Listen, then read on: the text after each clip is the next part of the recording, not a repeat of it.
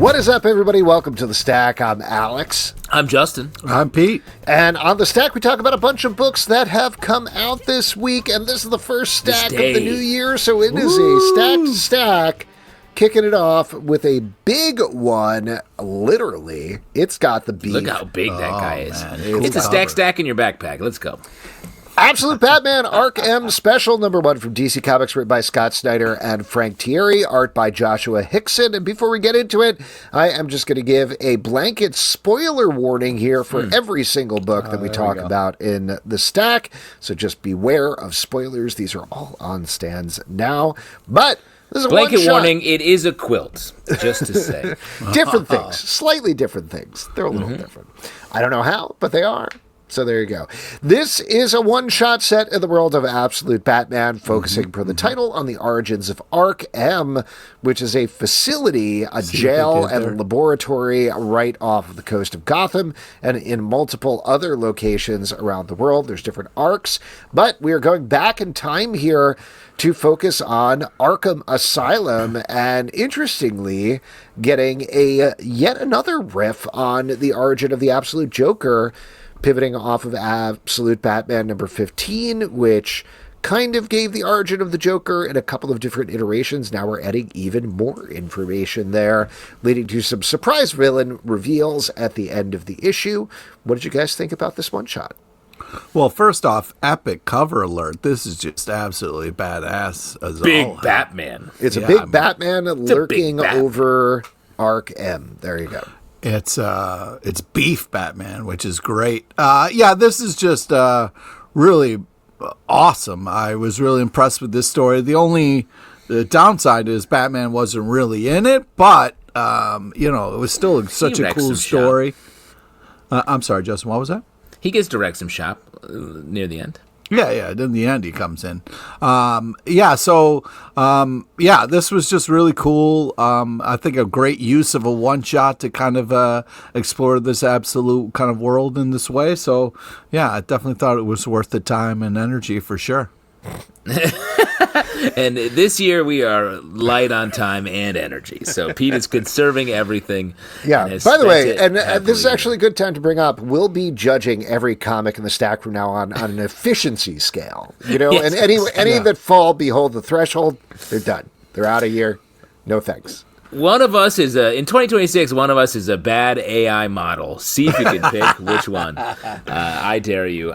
I love Arkham stories anytime they come up because it's always so. Ark M stories or Arkham stories? I'm talking about all Arkham Asylum based, where you get the history of the family, because the family's always like one person who's like, I'm a normal guy who wanted to open an insane asylum and keep it going for my legacy in life.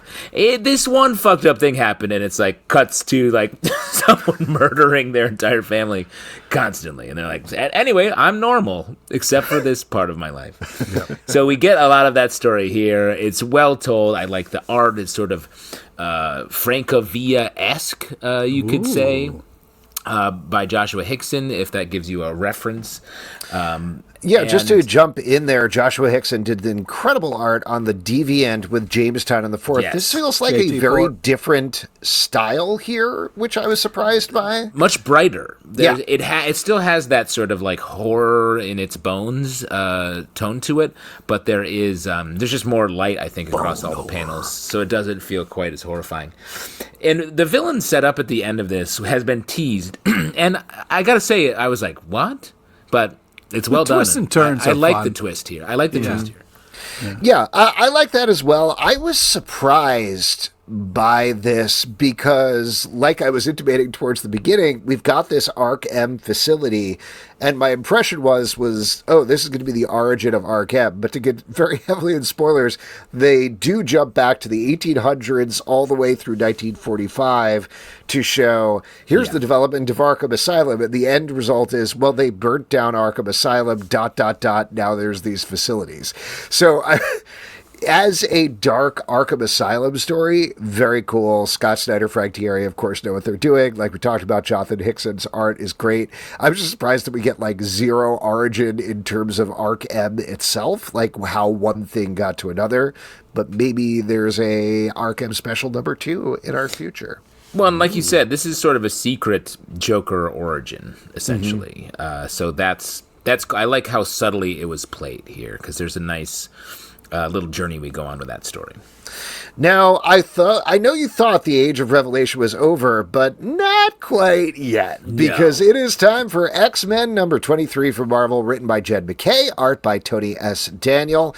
This is an Age of Revelation epilogue. If you have been reading along over the past couple of months with us, you know that Scott Summers from the present had his mind taken to the future, while his future self was sent to the past. He just got back to the present at the end of the Age of Revelation finale, and found his future self was really mucking stuff up here for him. Yeah. And that's what we get to see in this issue as we rewind in time and see what went on with the Cyclops of the past, leading up to a couple of cliffhangers at the end here. What do you guys think about this issue? You know, we were kind of like hot and cold about Age of Revelation. Pete, you're raising your hand.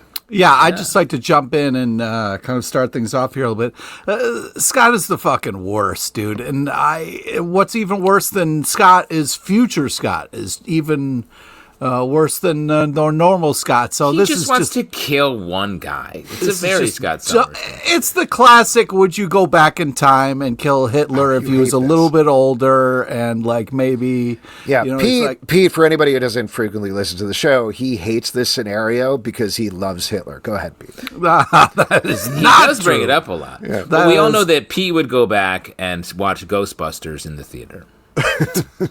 If he had a time machine. With baby Hitler. I'd kill baby Hitler. 2 tickets, no problem please. with it. I have no problem with killing baby Hitler.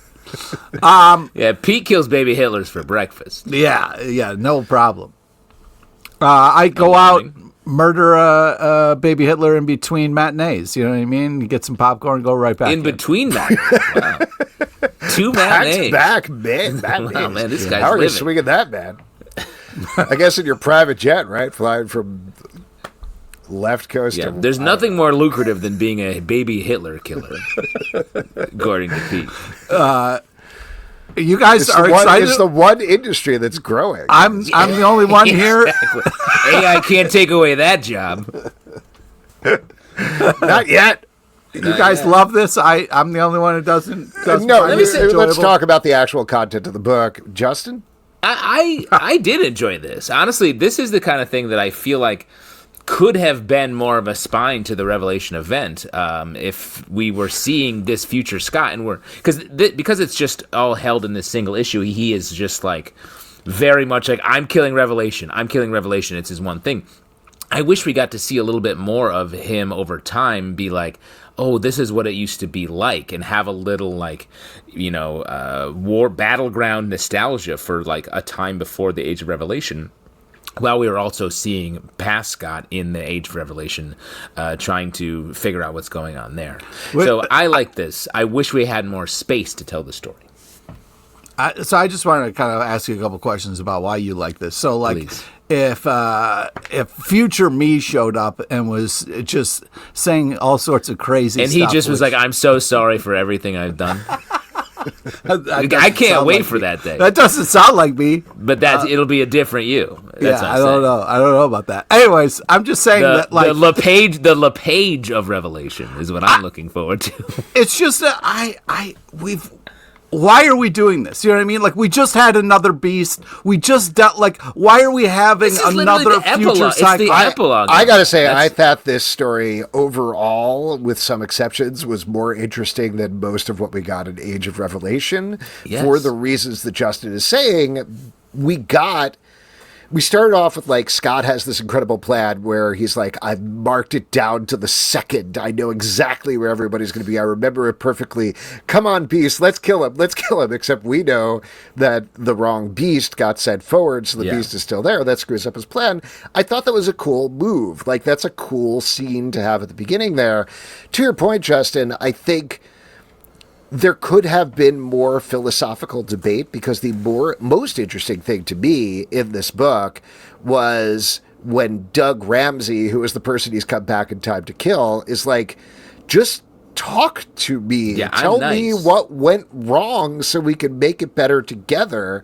And this future Scott is like, no, I'm going to kill you. You're dead. He's like, You're fuck dead, you, man. This is how it starts. Yeah, you think you can change. You think you can be better. The thing that's a real bummer to me is then at the end of the issue, Doug being like, well, guess I got an Age of Revelation. Just wandering off. I'm like, oh, come on. Well, It's frustrating, though, because they're like, oh, this Revelation guy is so badass and so evil, yet all we do is deal with other things, and we're past that. We're talking about I'm talking about this issue and the present things. That's what I'm trying to talk about. Revelation is not in this issue. I think there is a interesting idea in terms of it is Revelation. It's still Revelation. It's yes, just not it is Revelation, but that's definitely not what Pete means. It's exactly what I mean. We have this character, and we don't get to know anything about him ever, and it's just driving me nuts. He's supposed to be whatever, and it's just like... Yes, Pete is still talking about the future version of Revelation, not Doug Ramsey, who is currently in the present. The thing about this is that the Terminator idea of, like, can you change your future, particularly if you travel back to the past, is perennially interesting, and they start to deal with this in this issue, but because they seemingly have to move on to other things, they ditch it by the end to be like, no way of preventing this. This is just going to happen. When veering off in a different path, when they've already implied there is a different path happening with whatever is going on with Magneto, which is very confusing, is more interesting to me, I think. Well, and it's two things are interesting. One I would pose back to you. This new era is called Shadows of Tomorrow, which implies, like, the Age of Revelation is going to be important going forward. That's that's casting the shadow of what's coming, I believe, is what the title is meant to be. So do you think that, like, Doug, at the end of this issue, slight spoiler, Doug, Bay, and Warlock go off? Are we going to be checking in with them? Is the Age of Revelation going to be a big part of what's going forward? Or are we just they're going to pop off and we're not going to see them for a while? I don't know, but I think prediction. I think they will disappear for a while and then come back, or he's moved further along the road to being Revelation, while we also get 3K is developing the X virus. And the big question is whether they will actually continue up to the point of this could become the Age of Revelation, but things change so frequently in comics, who knows? Yeah. I do want to agree with Justin that I think Shadows of Tomorrow is a cool name. So hopefully... Cool. Well, let's see what we think about the next name of the next title, which is The Nightmare Before Christmas, The Shiver of Christmas Town, #1 from Dynamite, written by Torunn Grønbekk, art by Edu Menna. This takes place after the events of Nightmare Before Christmas and focuses on another Halloween where they're trying to bring Halloween to Christmas Town. They create a adorable bear who loves to eat candy named Shiver. Who Lock, Shock, and Barrel decide to kidnap, of course, and things go horribly wrong with a reconstituted Oogie Boogie from there. I know I'm definitely a big Nightmare Before Christmas fan on the podcast, and I would say I think Torunn Grønbekk perfectly captured the tone of the movie. There's some almost rhyming narration or poetic narration that goes throughout that I thought really sounds like the movie. The characters are good, and I thought the art was really nice as well, and I do really enjoy this new character, Shiver. So if you're a fan of the movie, I think this is a fun one to hand the kids in your life. Oh, that's nice. nice. I think the Edu Menna art does a good job of translating the sort of dark tone of the movie, but still whimsical tone, into the comic book world. Yeah, I think the art's phenomenal. I think this is very cool. Shiver the Bear is my favorite. I feel like... Your favorite? It's got a great vibe to the art that I think kind of does a good job of... It doesn't feel like the movie come to life, but it has a similar vibe in a cool way, and it feels fresh and new, which is exciting, and still a part of the original piece. Is Oogie Boogie such a supervillain, is my question. The reveal at the end, I was like, what's the plan? Because he's just a big bag. He's a bag of bugs. Yeah. Yeah, so is this new plan same as the old plan? Just be a problem? Probably. That's what a bag of bugs is a problem. I mean, no Lex listen, Luthor. I love He's a this bag of movie. marks. I watch it every Halloween with my family. Oogie Boogie does not have much of a plan. I'll give you That's that. what I'm saying. Sugar water is probably what Oogie Boogie's saying. Sugar water. I will also throw out there, I had a lovely chat with Torunn over at Baltimore Comic-Con a few months back where we talked about the challenges of working within the guidelines that Disney gives you for a title like this. So definitely go back and give that a listen now that it's actually out, because I think it's very illuminating. She talks a little bit about some of the stuff she wanted to do but could not do, etc. So there you go. Nice. Batman, number 5 from DC Comics, written by Matt Fraction, art by Jorge Jiménez. It is date night, sort of, for Batman and a doctor scientist that he is trying to recruit while Doctor scientist, I don't know, she's like one of those generic doctor scientists from comics, you know what I'm talking about. And she's like Shay. She's sort of a Shay character from, yep, she's a little bit of a Shay, let's be honest. She is being pursued by various assassins, and Batman, in his Bruce Wayne guise, needs to protect her the entire time, leading to a surprising moment at the end there. I thought this issue was a ton of fun. What about you guys? I really enjoyed this. This is like just a run-and-gun Batman story. It feels so different from a lot of the Batman runs we've had in a while here. I like featuring this Dr. Scientist character. I think she and Bruce are having a nice date, despite their sort of... It is a date, even though they both agree at a point that it is a date. Great that's reveal. The fun on argument the last page. of what they were. Great car chase stuff. Great Bruce Wayne issue with Bruce being a person and not being Batman without the right clothes on. Yeah, I agree. This is a blast. A really cool cover. Sets an awesome tone for the insides. Yeah, I think this is just really badass, and maybe a new love interest. But yeah, great action, nonstop, very enjoyable. So yeah, highly recommend. Pete, I also think your face sets an awesome tone for the insides. Wow. I don't know how to feel about that, but all right, thanks. He's complimenting your guts, man. Take it. Great guts. My guy's got great guts. I don't know about that. Amazing Spider-Man, number 19 from Marvel, written by Joe Kelly, art by Pepe Larraz. Space Spider-Man wants to head home, and he needs his new space friends to help him. But unfortunately, Hellgate, the man who beat him within an inch of his life, is in his way, leading to a confrontation at the end of the issue. What do you guys think about this one? Justin, let's go to you first. Great call going to me first. I love this. That hurt. That hurt a lot. Yeah, no, Pete had his hand up and there were words literally coming out of his mouth. But you'll have to wait for that verbal diarrhea one more second. I really enjoy this. I love this run. I love Spidey in space. I like this cast of characters around him. And let me tell you, I like this sort of romance happening between him and Raylith. This alien from the same world as Hellgate. A great way to connect these characters in a way that I didn't see coming when we first met them, and Spidey was just running for his life from Hellgate. Putting Peter in such a strange place, but being so true to the Peter Parker core, it's a hard task, and I feel like Joe Kelly has really nailed it. Yeah, I was surprised how much I enjoyed this issue. The ice cream bit was hysterical. Very much enjoyed that. On a date. Just like nope, Batman. It's not a date. No, but a lot of similar energy. No, Pete, I don't know if you've ever seen something called a rom-com, which is short for romantic comedy. No, I haven't. Would like it. I've never seen seen these issues none of them. I haven't seen every single one of them. No way. Never seen none of them. I just think that she made a very specific, like, hey, I don't love you, but I like appreciate you and I love you, but it's not like we're in love. You know what I mean? So I thought that something was I've never heard in a rom-com. Yeah, I think that was a clear line in the sand, and but other than that, this is great. But let me ask you, Pete, it's funny to me that you have a real chip on your entire body about Pete and MJ. Yeah. But this is good rom-com work that's being done here. You have to respect the game. You have to respect the game. I'm trying my best to resist it. They're talking about ice cream. Stop resisting. Be a part of the meet cute. They're in each other's arms. This is a meet cute. You need to be the Pete cute and be a part of this. I can't. You can't cheat on MJ, man. You know what I mean? Like, let's cheating. take it back.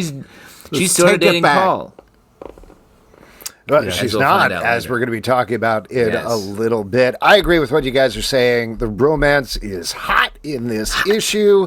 It is laugh out loud funny throughout. Yes. The stuff with Hellgate is great. And shout out to Pepe Larraz's art. Yes. There's a couple of panels here where Hellgate is standing in front of this portal is very ominous. Yeah. There's a page towards the end where Raylith, is that her name? Raylith, is yes. reaching out for Spider-Man and saying, "Give me your hand." That's just like so impactful. It's so Yes. it means so much when you see that, and that comes through almost entirely because of the art. This is great. This is a great book. This is one of the best Spider-Man runs I've read in a very, very long time. So very excited about They this. spent a lot of time approaching hammock passion, the best idea for a date, but in practice, very difficult, I would argue. Yeah, it's tough. Godzilla #6 from IDW, written by Tim Seeley, art by Nikola Čižmešija. This is the final battle between Godzilla and the boy with Godzilla powers. And a big spoiler for the end of the issue, he kills Godzilla. That is it. That is the end of Godzilla. Bye-bye, Godzilla guy. dies at the end of this issue, and Godzilla energy goes into the kid, and that's it. So Jason. R.I.P. Jason. Yeah. Jason, that's right. That was the only part I didn't like. I didn't buy it. You know what I mean? Like I did. I feel Godzilla like that's died. going to be one of those things that in the next No. issue they'll retcon. You know, It's permanent. It's permanent. He's dead Nah, forever. I don't buy it. I don't buy it. But Have you ever had a lizard for a pet, Pete? nope. Can't say that I have. Oh, Pete, I gotta say, big idea. That's what I'm getting you for Christmas. For Christmas? Oh, I thought you were getting towards. We used to have newts as pet, and they would always crawl out of the tank and into the ventilation system and dry out. And that's kind of what happens to Godzilla here. Yeah, Godzilla wow. definitely he newts himself here. in You this took a nap in the sun. Yeah, I thought this was awesome. I love the action. Touching ending there. You can face whatever together. I think that's a beautiful statement. But I just don't think that Godzilla really died at the end. You know what I mean? I'm lying to myself. He's turned into just a juice. He's energy. Yeah. Just out of curiosity, Pete, you love letters pages, right? Am I remembering that correctly? Yeah, that's correct. Yeah. Yeah. Did you flip from the last page where Godzilla dies to the letters page immediately following that? I did look at the letters page. I didn't read all of the letters in the letters Interesting. page. Okay. All right. Curious. But, I did Well, clock it might it. be something you want to look at if you're curious about what's going to happen to Godzilla next and if he's really dead, but I guess we can kind of move on. Well, from it's a there. good. Thank you. I'll well, go let me just back say and about check this. that. Yeah. I want to pay a compliment to this team here in that, Godzilla, you expect to just see him like breathing his nuclear fire or whatever. But to build an ensemble that, like, I really liked the characters and the story we get in this issue. There was a nice emotion to it. I really am pulling for all of them in this world at their different areas. And Godzilla actually becomes sort of the least important character, which I'm always down for. What that doesn't. I mean, you shouldn't say that when you're reading the Godzilla book. He was 2025's Man of the Year. We've moved on. Yeah, It's 2020. exactly. Are you sure? I don't see a letters page in this issue. Are you thinking of the Godzilla Teenage Mutant Ninja Turtles? I'm talking about the next page where they say Godzilla is coming back in a brand new energy form the next issue. That's what Yeah, I'm saying. he's all new, all energy, all rage, Pete. That's four of your that favorite page. words. It's just All- crazy to me that you were like, well, I'm done with the issue, not looking at this next picture of Godzilla that's right next to it. But anyway, he'll be back. Godzilla somehow will return. Absolute Superman #15 from DC Comics, written by Jason Aaron, art by Juan Ferreyra. This is the team Supreme from Teenage Mutant Ninja Turtles back together with Superman after the Battle of Kansas. He is now flying all over the world, really, truly trying to be a hero in a more active way, living on the Kent farm at the same time. But meanwhile, there's some big, bad villain stuff bubbling Voodoo in the Daddies. background. Oh, no? Okay. Oh, And that, sorry. always that. sorry, I thought that's Always what you that. were And next getting issue, if you flip to the letters page, Pete, you would see Squirrel Nut Zippers are coming. at. They're coming. Squirrel They're nuts? coming. Yeah. Yeah. Justin, That's you the- love this Squirrels book. are always Take after it away. nuts. I do love this. I've been banging on the drum for this title, which I think is underrepresented in the complement circle that is the Absolute Universe. Like, I really just love the characterization here and the way that Jason Aaron has snuck up on the Superman origin, or the Superman must-haves when it comes to him. He's a sort of teen, or a young man at least, on the Kent farm, but the Kents aren't there. He's still doing the things that he has done in the main universe when he was this age living in Smallville, but they're all fucked up because it's the Absolute Universe. We get a surprise reveal of a hero/villain that's coming down the pipeline. Little nods to perhaps a changing relationship with Lois Lane. Like, it's all great stuff, and it has this era of dread that I think epitomizes the vibe of the Absolute Universe, even above all the other excellent books in the line.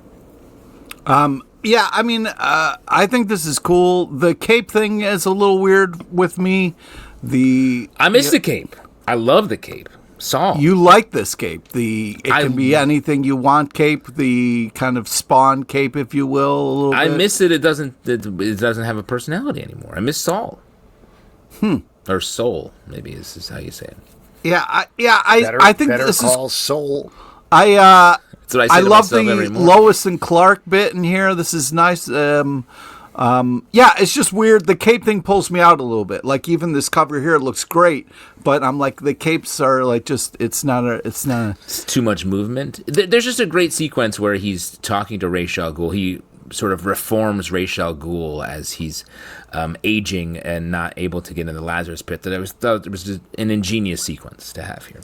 I wanted to give a shout out to Juan Ferreyra on the art. It just works absolutely great with Jason Aaron, but there are so many different settings and so many different looks here, but particularly the slowly aging Ra's al Ghul I thought was just great. That's not easy to do, draw a man in multiple stages of his life. I will say, I was a little disappointed. I thought, this is nothing about the book, but I thought that as Ra's al Ghul aged from his like hulking Vandal Savage form, that he would become like skinny Ra's al Ghul that we know, but that's not what happened. He just became an old man. That's all. But I thought it was really beautiful, just like Superman reforming him and working on him and trying to get through to him. I thought that was a lovely issue. Really well done. Yeah. Ultimate Wolverine, number 13 from Marvel, written by Chris Condon, art by Domenico Carbone. This is tying in sort of to Ultimate Endgame as the world is falling apart, with the Maker coming back, sort of. TBD, see Endgame for more on that. But Wolverine, meanwhile, is trying to help Jean Grey heal, and we're also getting an origin of Ultimate Ilyana Rasputin, aka Magic, at the same time, so that's pretty interesting. Plus, we get to see Ultimate Wolverine fight a bear. So, Yeah, Ursula. Yeah, this is just great. The bear fight in the sewer. Sea Witch? No, Ursula Major is the Ursula. Yeah, Major is the giant bear. Ursa Major. Okay. Yeah, Ursula the Sea Witch Major bear. It's just Ursa. Okay. Yeah, it's just Ursa Major. But he does know the importance of body language. It does take place under the sea. It's the sewers. It's not under the sea. It's in the sewers. It's like kind of a sea. It feeds it. I consider the sewers to be part of the sea. Like when I go for the beach, I'm usually going underground into the sewers. You go to the sewers first? That's how you get out to the beach? Yeah. I've been seeing, I live in New York, Pete, and there's a lot of rats on the subway, and when I see one, I do a little karate to see if they just see if they're gonna be like, oh yes, because I want a splinter, I want to find a disgusting rat, train it in karate, and then have it also become my guru. Be careful what you wish for, my friend. Yeah, but getting back to this book, I love the art. I love the action. I also like the dark colors. I feel like it was such a cool tone and look to this issue that I wanted to just highlight. Absolutely fantastic. This was a fun issue. I really like the way this pivots a lot. I mean, the backstory here is the last issue of this was originally meant to be the last issue of the series, and then Marvel was like, hey, Chris, can you do more? This is a wildly popular, great book. And you feel the pivot here. There's a pacing change as we're sort of turning the story in another direction. I really like that direction, and it's rare to see a book actually take that time to like slow down for a second. We see Wolverine just wreck some shit as we're becoming accustomed to this being a magic-focused villain, perhaps villain, at the core of this book. Carmen Redclaw, Belly of the Beast, #1 from Dark Horse Comics, written by Mike Mignola and Ray Allen, art by Ray Allen. This is a weird Western set in the universe of Hellboy, tying kind of to Lobster Johnson, particularly as this bounty hunter travels throughout the West with a dark demon lizard on her shoulder and encounters some beasties and ghoulies throughout. I thought this was a lot of fun. I really like the art here, and I thought this was a surprising, very different corner of the Hellboy universe. What did you guys think? Yeah, I agree. This was cool. I love the art. The lizard was fun. The baby really creeped me out. They do a good job of having it be like cartoony, but also creepy. So it's a fun line they walk. I enjoyed this. Mike Mignola able to find a new Hellboy type character basically anywhere in the world. This guy's he's like a magic at like creating a new Hellboy style person, and our Carmen Redclaw is really very much like him. We got this ghost lizard riding shotgun with her. A lot of dread, sort of friendly dread in the air in this first issue, and something I'd like to keep up with.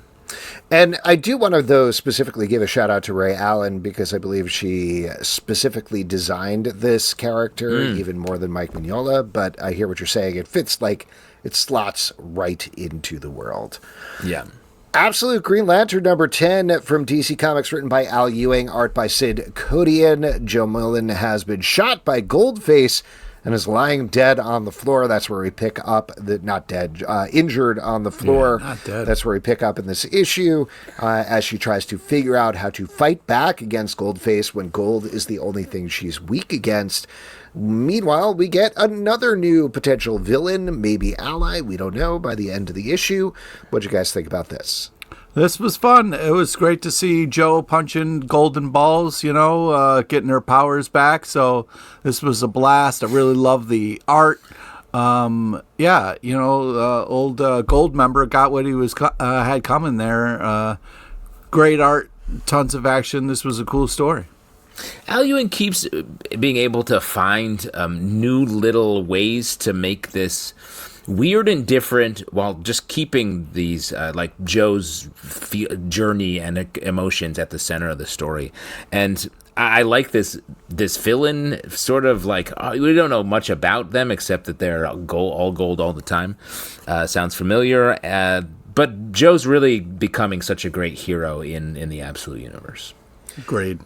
Next up, my apologies, I didn't realize we're doing Al Ewing back-to-back, but Yeah. Venom Al 253 Ewing from Marvel, written by Al Ewing, art by Carlos Gomez. In this issue, Madame Mask is making her moves coming directly for Mary Jane and Venom, and she and they just gotta deal with it as best as they possibly can, working with Paul in particular, who is estranged from Mary Jane and trying to find a place of his own. I think this is the funniest book on the stands. Like, this is outrageously, ridiculously laugh out loud funny throughout. It is just like bop, bop, bop with the jokes nonstop the entire time.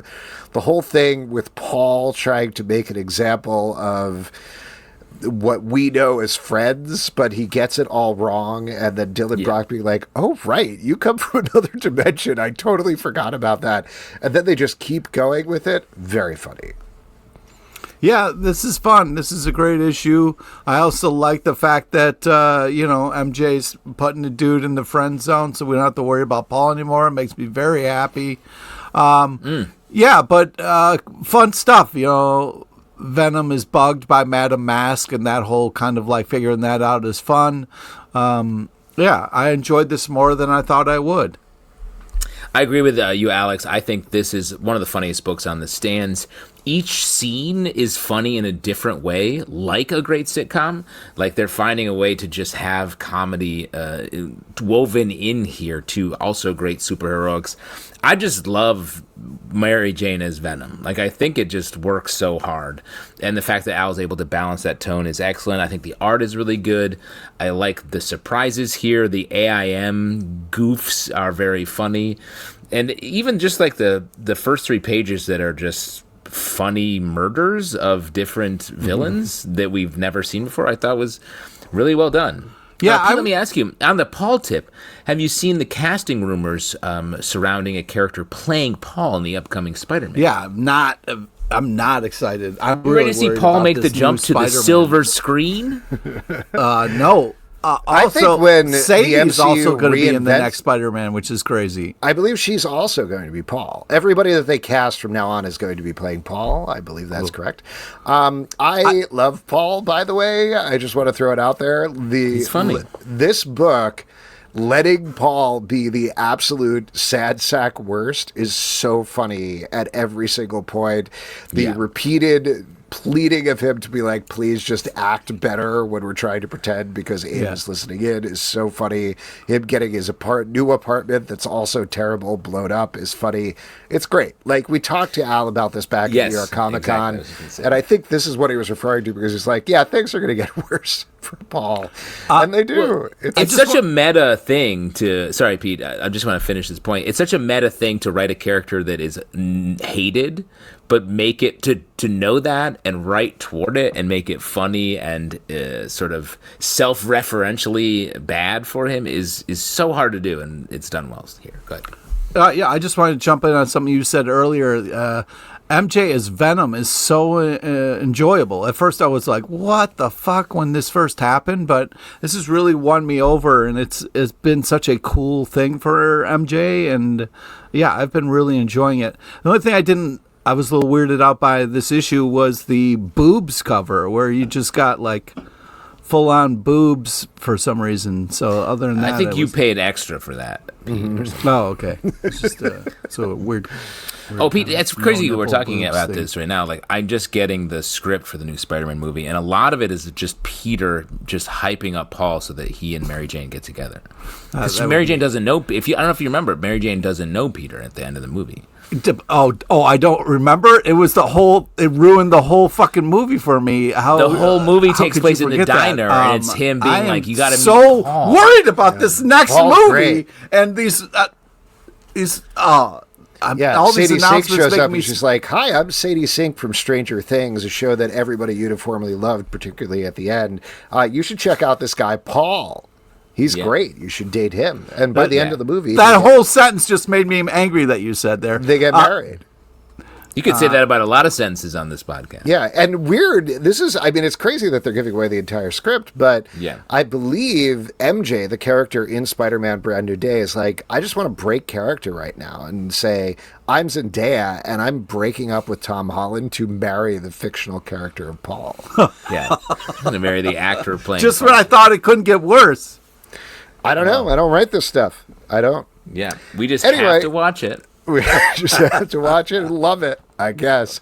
Archie versus Minor Can't wait to Threats. talk number 4. Stranger Things later. Yeah, on our Patreon podcast, patreon.com/comic book club. The Week in Geek. Archie versus Minor Threats number 4 from Dark Horse Comics, written by Patton Yes. Oswalt and Jordan Bloom and Timmy Heeg, art by Scott Koblish. This is the final part of this crossover. All of the Archie characters have become supervillains, and all of the supervillains of Minor Threats have become Archie Comics characters, and they just got to figure this mess out by the end.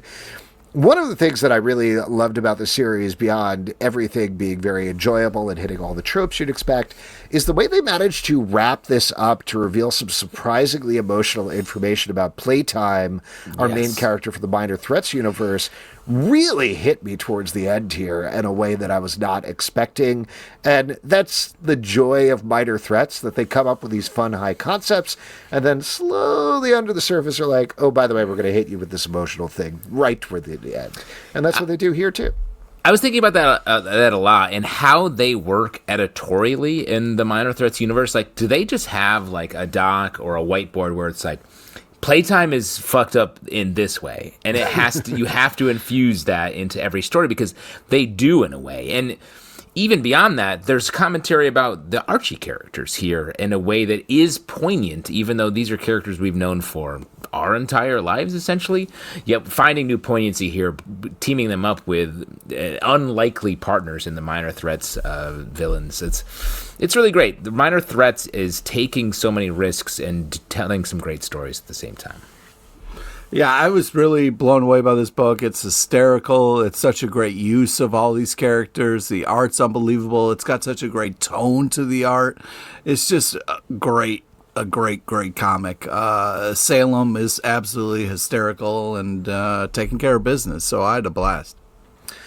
DCKO Knightfight, number 3 from DC Comics, written by Joshua Williamson, art by Dan Mora. Batman has been taken out of the main DCKO competition and is forced to fight a bunch of Robins who have become better Batmen than he ever became. This issue, he takes some different tacts with the Batman Robins and tries different techniques, which the Heart of Apocalypse really doesn't like. The Heart of Apocalypse wants to see him fight and kill his Robins, and Batman just keeps figuring out other ways around it. I love how they're running through the series. It could just be a series of escalating fights, but of course Batman thinking his way out of the problem, I thought, is really cool. And there's a pretty strong intimation here that Batman may work his way back into the tournament, which is going to be another big change to everything that we think is going on. So cool stuff. I love this crossover. Yeah, this crossover continues to be a ton of fun. It's interesting. I was a little confused about who was fighting who a little bit, but man, this is a blast. And I love the kind of history and everything they were talking about in here. Fun pace to this, but yeah, it does such a great job of building to the kind of the big battle that's coming in such a cool way. Yeah, I agree with all of that. The surprising ways that all of these fights took place in this issue, I thought was good, especially in an event that is about fights being interesting and weird. This issue found a way to one-up that. I do want to talk about the end, and so I am going to spoil the last page. We have a grown-up Damian Wayne says to Batman, much older Batman, "This is your grandson. His name is Alfred." Yeah. Do you think they're raising their own butler? It's a great way to do it. You homegrown butler, man. That's the best way to do it. It's fucked up to have a kid be like, "You're going to be my butler." Why else would you have a kid? I had 2 kids, my daughter and my son, and we only had my son so I could have a butler. Oh, nice. Smart. How's that so going? that way you get a butler and your wife gets a butler, is what you're saying. Yeah. A housemaid, if you will. We're very gender. Very strict. Very strict. I got weird fast. Yeah. Yeah. I'm sorry. We've been watching a lot of Gilded Age. I thought it was weird. The thing that didn't quite work for me about that moment is it is a simulation of Damian Wayne, who's coming and is like, the Heart of Apocalypse actually made me too smart for this, so I know exactly what's going on. But just so you know, it's going to pull one more trick. Here's your grandson. But the fact that the simulation of Damian knows this isn't real and Batman knows this isn't real means that instantly he's also going to know the grandson isn't real. So, like, that moment didn't quite hit for me. I hear you on that because it was like, yes, but the next issue text I thought brought it home for me. It says Batman versus happiness. And I was like, that actually does track. Like, even a simulation can fuck him up if it's like, this is what it's like to feel good, guy. Well, anyway, regardless, I'm still really enjoying this. Next up, Ultimate X-Men, number 23 from Marvel by Peach Momoko. This is the penultimate issue of this title, and we're getting a bit of a swerve here, going back in time and showing how there has been a character behind the scenes the entire time, working throughout pretty much all the issues of this book. We just had a State of the Ultimate Universe where we talked about this quite a bit among the other titles, so go back and listen to that. But what'd you guys think? What did you guys think about this issue? Worth it for the art alone. There you go. I mean, you had me at Peach Momoko. I mean, this is just, it's just so unbelievable art. It's so great. I'm having a blast. The art is good, and there's sort of a gimmick here where we're going through time, going issue by issue in some cases to sort of see what happened. But I think my sort of take, or what we talked about a lot with this comic, still stands. Even in this issue, which is like, oh, you guys want to know what's really been happening? I'll show you. And at the end of it, I was like, no idea. Well, I gotta say, as somebody who reread or read the entire run up until now to prep for the State of the Ultimate Universe, I'm right there with you, Justin, where I was like, what's happening? How does this connect? What issue did... Like, there's even date markers in there, and I still couldn't quite follow how this was supposed to blow the whole thing wide open, but... It does loop back to the beginning. It does provide additional information about one of the characters. I don't think it necessarily was like, this is the mind blower that it was supposed to be, but still a very good issue of this title. But maybe when it wraps up, you'll go back and look at this and it'll make more sense. You know what I mean? That's what this issue, I think, was meant to do, is to be like, let me show you the guideposts. But even like just the last page of this is just a fantastic page that I'm like, it makes me want to pick up the next issue, even though, as I said, I don't quite know what's happening. So you're saying it's worth it for the art alone? There you go. Wow, the Twilight Zone, number 3 from IDW, written and drawn by James Stokoe. This is a black and white issue from Stokoe about a battle that seems to be fought back in time, but is it? It's actually being fought in the Twilight Zone. Oof. Got me. Yeah, you didn't think I was going to say that, but then I did. I love James Stokoe's art. I love looking at everything that he does. His hyper-detailed style is always absolutely wild. So you're stoked for Stokoe? I am. I don't know if this works at all for a Twilight Zone story. Oh, what a twist! That was, ironic. Weird in the Twilight Zone. I sort of agree with you. This felt like I was like, oh, James Stokoe. Oh, doing some samurai stuff. Totally tracks. But then the quote-unquote twist, I was like, oh, sort of Planet of the Apes-ish type twist. It's the sort of thing, we have so many anthologies going on right now that it's hard not to think of other ones, but like, this is something that it's not quite as horror focused, but it might work in one of like the EC sci-fi anthologies or something like that. But this doesn't feel like a Twilight Zone thing at all. I mean, I think part of it is that like it's very jokey and goofy. There's big battle scenes throughout. I always think about the Twilight Zone as like more intimate, more tension to it, and this doesn't have that at all. Even though it's a good comic, it just feels like there's a bit of a misnomer there. Yeah, I was having a blast with this. I was really loving the art. I was enjoying the first couple twists. Then we get to that last one, and I was kind of like, well, that's a little bit of a letdown. But still pretty creative and cool. Oh, man, what a sad note at the end there. Cheetah and Cheshire robbed the Justice League, number 6 from DC Comics, written by Greg, art by Nicholas Scott. This is the last issue of this title that Pete has been really down on for 5 issues. And Johnny Come Lately over here has decided to hop on board with the last great issue.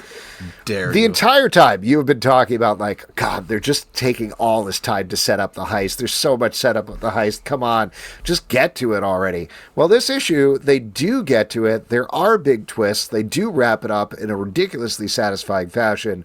But I've been on board since the beginning because I love this team. I love these characters. I thought they did a phenomenal job throughout. This is a great, I think, under the radar series that I really do hope people go back and read and trade because it's smart. It's funny, gorgeous art from Nicholas Scott. What more do you want?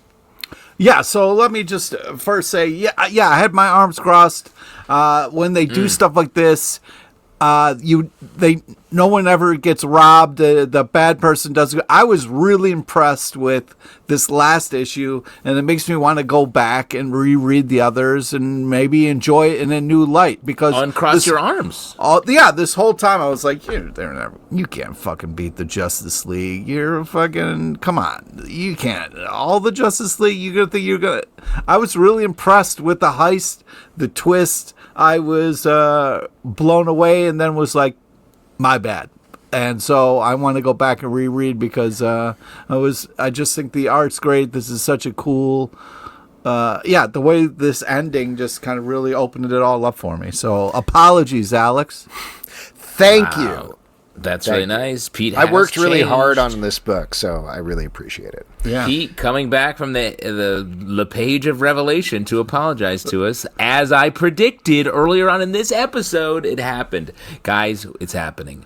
The art in this book is fantastic. We throw around the words twists and turns a lot on this podcast, and this book really does it right.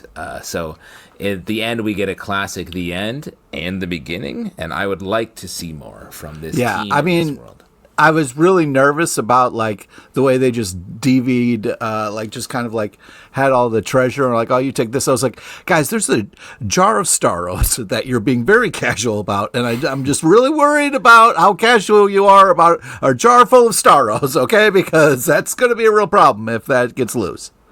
Well, we'll have to see if it continues. Next up, Wolverine, number 14 from Marvel, written by Saladin Ahmed, art by Martin Kokolo.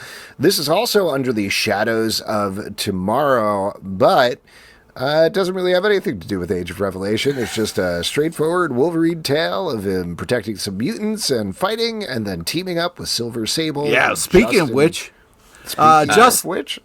Speaking of which, Justin, let's do a heat check. As soon as I saw this cover, I thought, oh, man, this is Justin's favorite character. Like, is he excited? Is he nervous? Like, how were you feeling when you saw this cover? And did you get a boner in your pants? Like, wow. Talk to me about... Or honestly, anywhere else. Did you get it? That's true.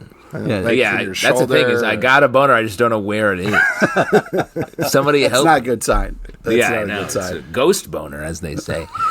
The thing with this is Forrest Whitaker was great in that movie, by the way. Yeah. What a legacy. I love Ghost Dog. How dare you, sir? Yeah.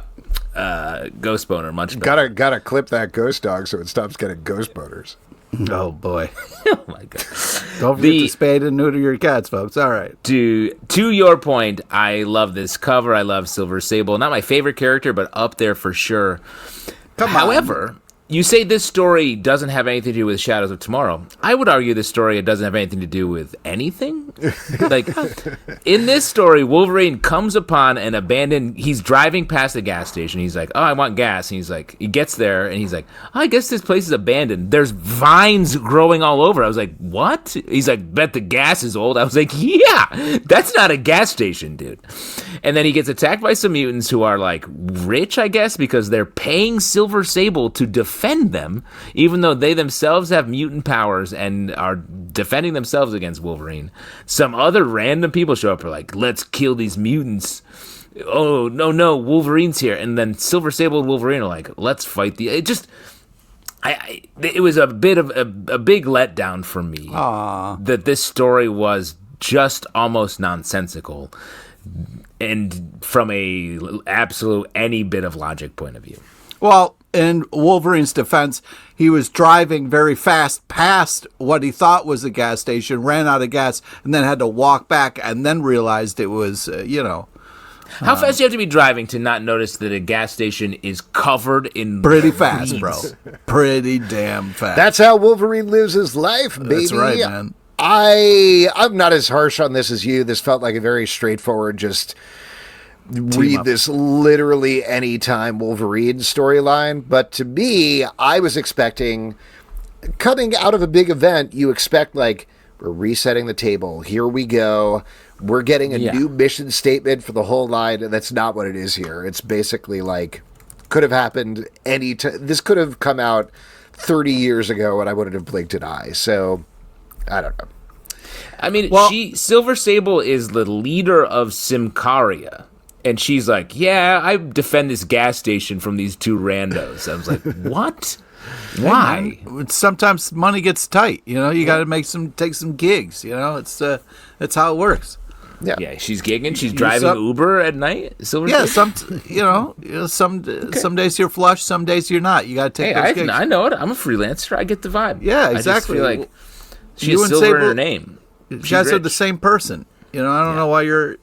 I thought this are was the a blast. I liked this team up. I thought the art was great. I liked the twists and turns. Also, teeing up Alpha Flight in the next issue teaser that I did notice in this comic, Alex. So this was great. This got me excited. Well, it was also the last page. Unless you skipped the last page, you would have... Anyway. I love Alpha Flight. I don't think we need to keep building them up as like, no, but they're a real threat. They're a real threat this time. Yeah.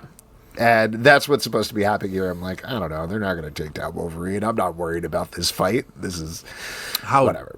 You should be worried. I mean, he's fighting his old friends. It's an emotional battle as well as a physical one. But don't you think fighting your friends would be easier than fighting strangers?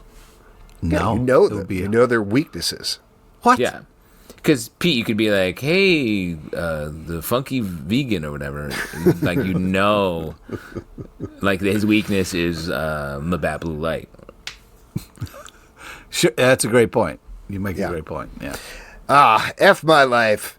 Yeah. FML number 7 life. from Dark Horse Comics, written by Kelly Sue DeConnick, art by David Lopez.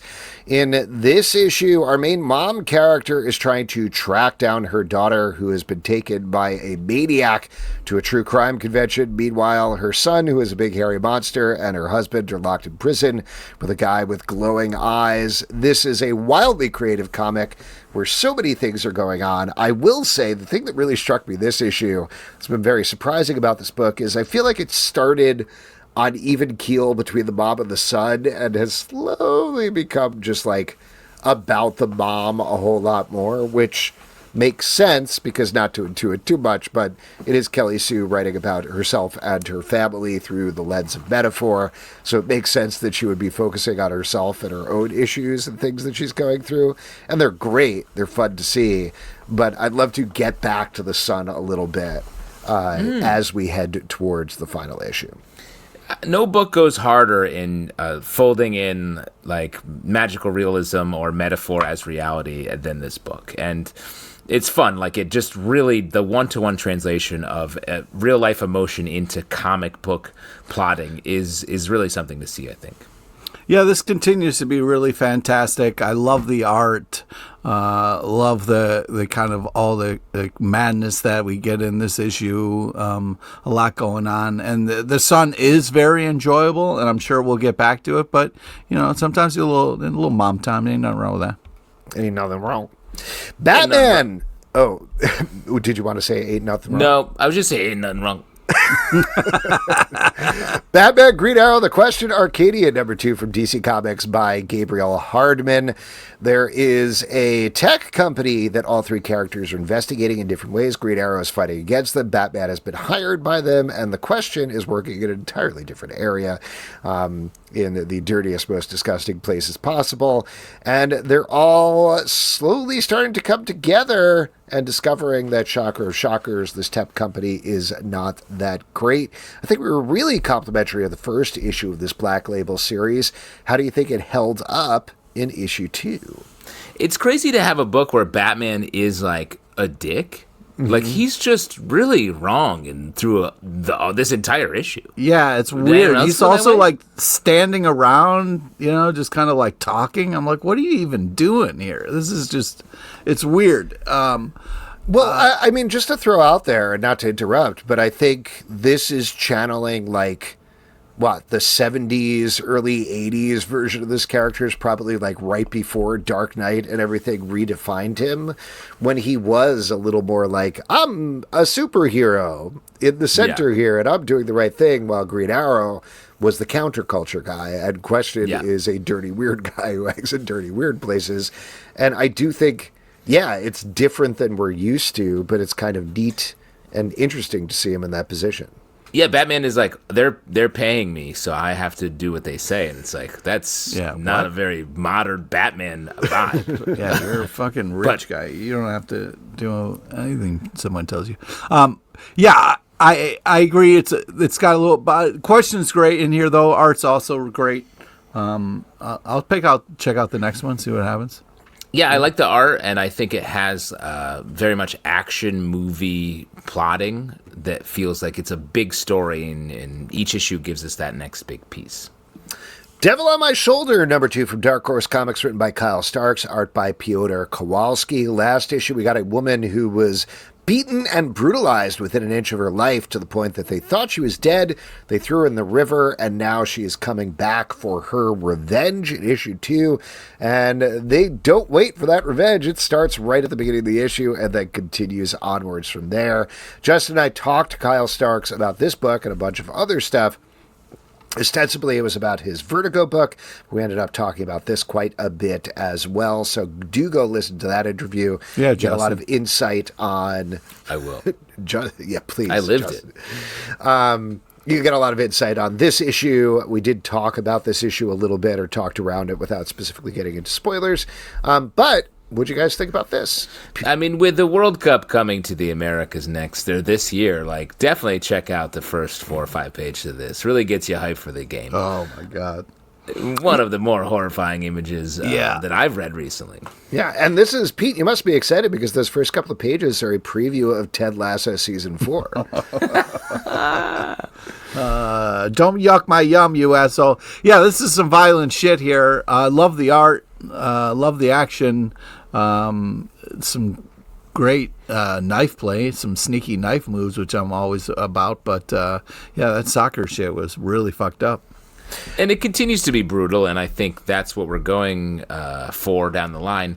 Talking to Kyle about it, there is a supernatural element here that we legitimately just haven't really gotten to yet. We're really slowly planting the seeds and letting the story just be violent as its main storytelling engine. Yeah, it's great. This is a great team. They're doing a straight over the plate horror book here, and that's a lot of fun to read, even when it's terrifying. JSA #15 from DC Comics, written by Jeff Lemire, art by Gavin Guidry. We're continuing the JSA Year 1 arc that is slowly bringing the team together with a mystery back in their Mystery Men days. As we said with previous issues, this is exactly the mode that I want to see JSA in, and I continue to personally really enjoy it. But what about you dudes? Yeah, I agree. I think this has got such a great vibe, old school kind of feel to it, which is really fun. It sets such a cool tone for this book. I love the last panel. You know, you got Dr. Fate saying some fucked up shit like, this is going to kill everybody. So kind of classic Dr. Fate feel and move. Yeah, I think this is very enjoyable. Wonder Woman is great in this. So, yeah, I feel like this is Different Wonder Woman.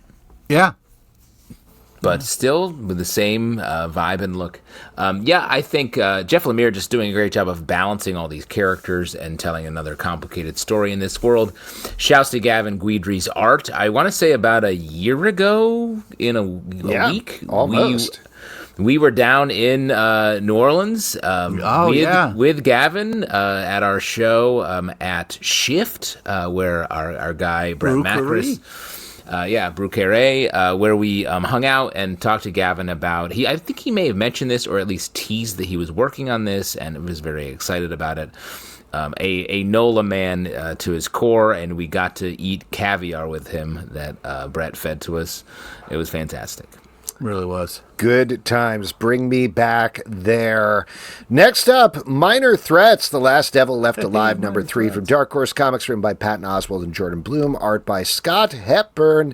We are continuing the main story of Minor Threats, which finds multiversal gentrification coming to town and the supervillains and superheroes fighting back against it.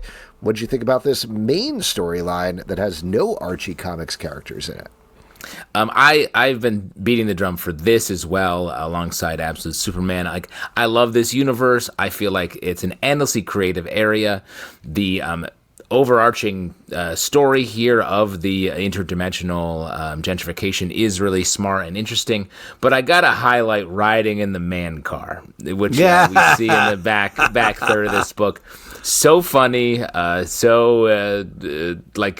throwing me back to the boy that turns into a car when he gets wet. I want to say, cartoon from back in the day. Yeah. I feel like we've talked about this before, and just a really funny take on having this person be a real wheelman in the Minor Threats universe. Yeah, that was really a lot of fun. This was such a great issue. Tons of action. Mar, the man car, is really awesome. The puking was fun. The little fly guy continues to really be awesome. When you say puking was fun, is that you or the characters in the book? The character who was kind of grossed out by being on the insides of a car where it was all like guts and stuff. You know what I mean? What's the most disgusting car you've ever been in? Oof. Like how much? I've definitely been in cars where people like open up the door and like trash fell out, and I'm like, how am I going to get in? You know what I mean? Nice. Yeah, you found a way. Yeah. How about you? You were lured in by the food in the trash. No. The garbage bin. No, I was lured in by this was my only option for a ride. You know what I mean? Yeah, well, but you had called for a raccoon Uber, so... Yeah, you get what you pay for. Raccoon. When there's old coffee cups on the dashboard, that's when you're getting into a dirty car. When the dashboard is a place of disposal. Yeah. All right. Poison Ivy number 40 from All DC right. Comics. Okay, enough. Poison Ivy from DC Comics, written by G. Willow Wilson, art by David Gianfelice. Poison Ivy is finally back in Gotham City, and boy, that might have been a big mistake on her part, as she is taken captive by Vandal Savage, who is now the police commissioner in town, and tasked with being their, essentially, environmental patsy, something that she does not particularly want to do. I was very excited about this, and I'm very excited about this, but I'm curious to hear what you guys think, because we talk a lot about how generally when we have a book, we're like, yeah, this is good, we stop talking about it because we don't have anything additional. We stuck with Poison Ivy because I think all three of us love Poison Ivy. Yeah. I continue to love Poison Ivy, but I'm very excited because it feels like it's making some big plot moves starting at this issue to move it back into the main continuity rather than its own side pocket continuity, which hopefully will give us a couple more things to say other than this is good, I love it. Well, but the thing is, even as we're saying that, and this being one of the most consistently great comics on the stands for all of these 40 issues, is it continues to innovate. Like this new villain that comes in here, I found, which is like AI essentially, or like algorithmic decision making, you could say maybe, is great. Like it's not heavy-handed in its like satire. It's just telling like this is what is happening in Gotham, and you can make the parallels to the real world if you'd like. And it's all through an emotional lens of Poison Ivy being threatened and her close loved ones being threatened as well. Yeah, this continues to be great, and I enjoy it, and the art is fantastic. But yeah, this is a real oh shit moment here in this comic where I was like, did she just murder, death, kill that person? Like, oh crap, that lady with the monocle could be dead. So, yeah, I am excited to see what's going to be on the other side of this. But yeah, it is hard to keep talking about something that's great after you've already kind of said it. So yeah, I don't know. Teenage Mutant Ninja Turtles Godzilla number 2 from IDW, written Finally! by Tim Seeley, art Finally! by Pharaoh. Peg, you already Jesus! talked about Godzilla earlier in this. Sorry, it's my favorite issue of the week. I apologize. Wow. First of all, great cover. That's why we buried it. We buried it at the end. Yeah. Great cover. I don't want to say anything further about it or give any description, but I guess I will. It is Shredder's mask with Godzilla reflected in it. It's pretty cool looking. It was like Godzilla was Shredder for a second. It's like, wait, who's Shredder? And, oh man. I took it as it's like Shredder wearing a Godzilla hat. Like he I took it as like I'm looking at Shredder's reflection and maybe I'm Godzilla. You know what I mean? Oh, finally. That's your dream, right? Yeah. Your dream is to wake up, look in the mirror, and be like, huh? Huh? Start crushing small villages underneath my feet. Yeah. Anyway, in this issue, the TMNT are trying to fight back against Godzilla. Who Somebody's got to. is part of a big plan by Shredder and the Foot Clan and Krang and all the baddies. What you guys, Pete, what you think? This is great. I mean, Tim Seeley did it again. I mean, what a combo. You got Godzilla and a bunch of other kind of kaiju monsters, and then Shredder and his monsters, and this is just fantastic. Loved all the action, love all the kicking butt, and I had such a blast reading this comic. It was one of my favorite of the week. I have a lot of questions happening here. This book is great. I really do enjoy the combination here. A lot of Splinter action. We get to see a moment where Casey Jones is facing down Ghidorah, the king of the monsters, essentially, holding a bowling pin, and he goes, "Son of a," and I'm like, "That's Casey Jones right there. What's he gonna do? Throw that bowling pin."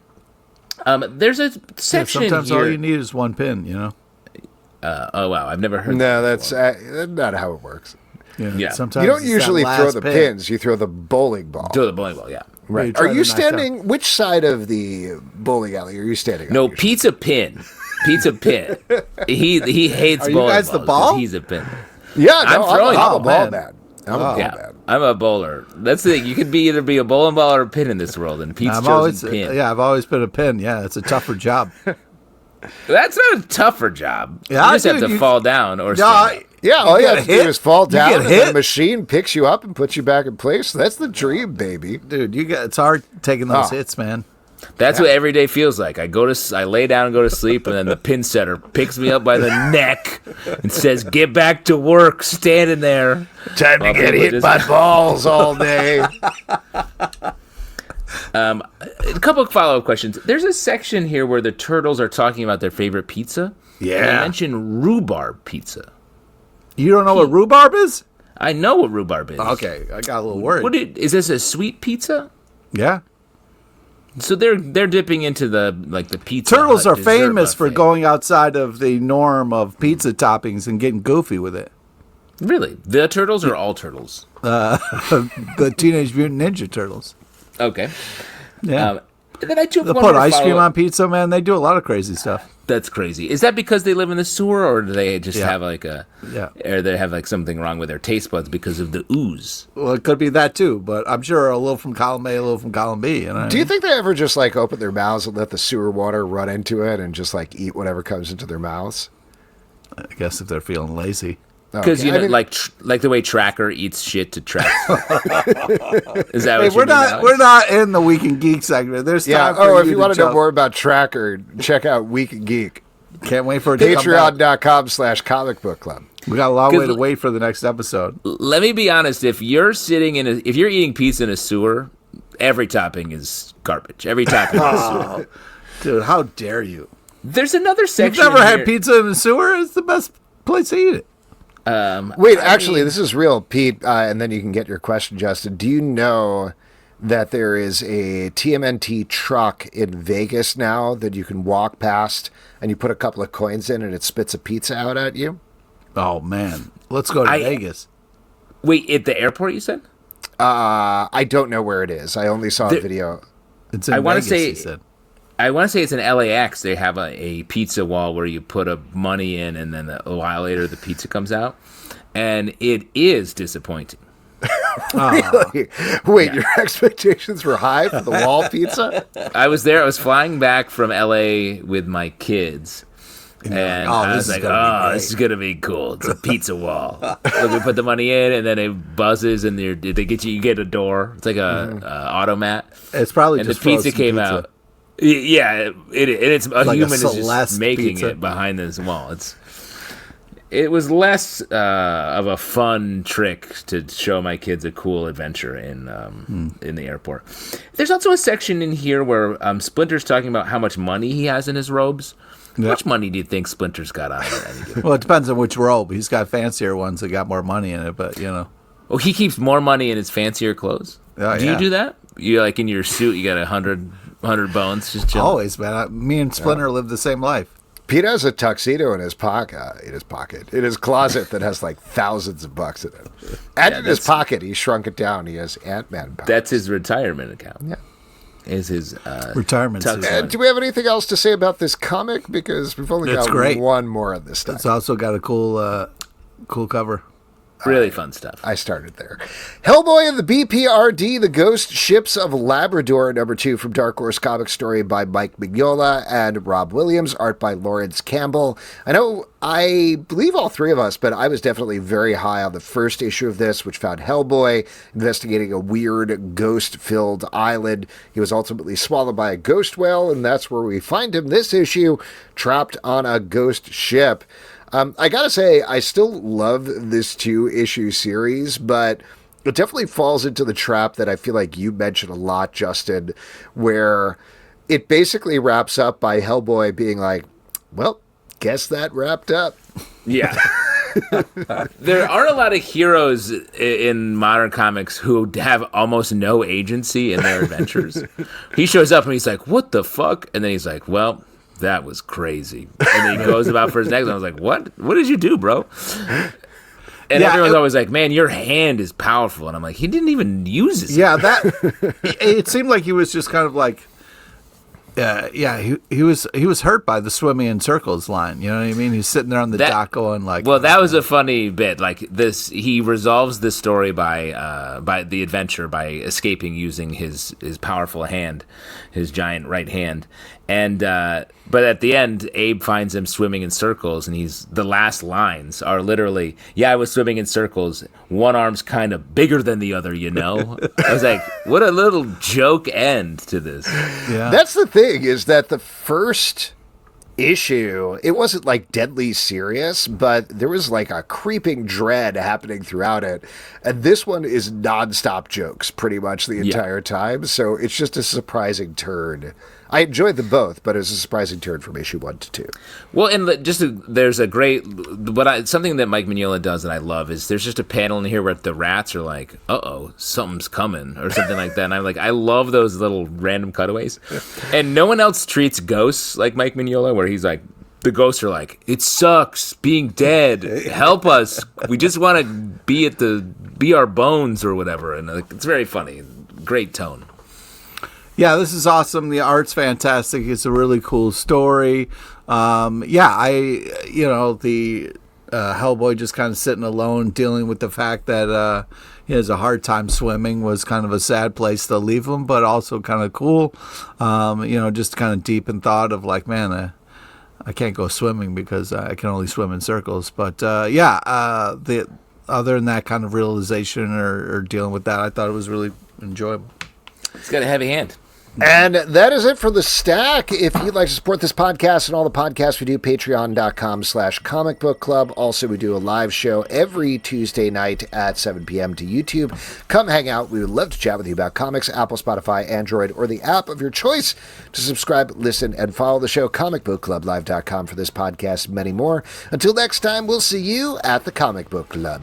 And always stop by and visit Pete at his bowling alley, where he's standing patiently in the back line, waiting to get struck. Oh man, I hope they don't get a strike.